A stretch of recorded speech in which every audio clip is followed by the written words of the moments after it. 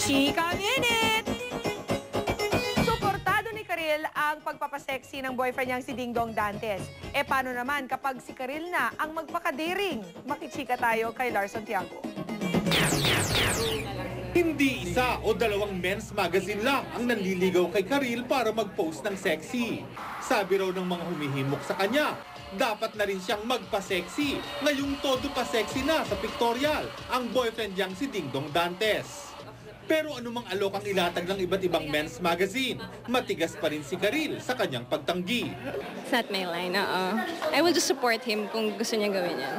Paglilinaw ni Karil, hindi siya nagpapakipot.